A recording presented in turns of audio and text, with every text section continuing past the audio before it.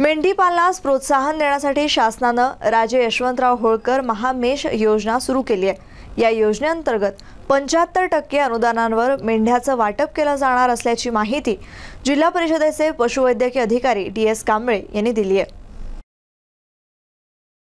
जिल्ह्यामध्ये बोटावर मोजण्याइतकत धनगर समाजाकडून मेंढी पालन व्यवसाय केला जातो। जिल्ह्यातच नव्हे तर राज्यामध्ये मेंढ्यांच्या संख्यांमध्ये मोठ्या प्रमाणात घट झाली आहे।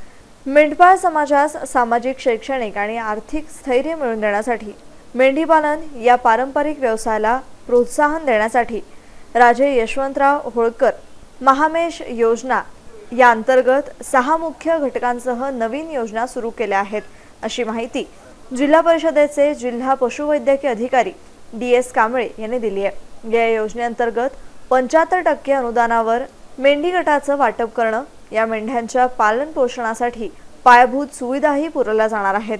मेंढ्यांच्या गोठ्यासाठी 75% अनुदानही देण्यात येणार आहे।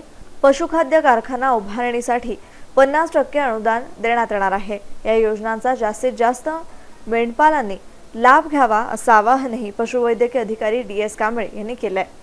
संतुलित आहारासाठी अनुदान वाटप करण्याची एक योजना ही सुद्धा 75% अनुदान आहे आणि याच्यामध्ये 25% लाभार्थी हिस्सा आहे।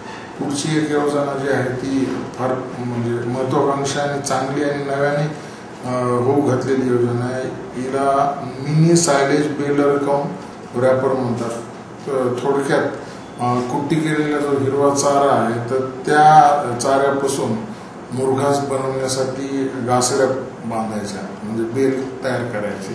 तर याच्यामध्ये ही जी योजनेचं स्वरूप आहे त्याच्यामध्ये शेतकऱ्याला 8 लक्षाचं म्हणजे खर्च गृहीत धरलेला आहे आणि 8 लक्ष मध्ये शेतकऱ्यांना 4 लक्ष आपण अनुदान देणार आहोत आणि 4 लक्षाचं 50% हे शासन अनुदान असणार आहे। 50% शासन म्हणजे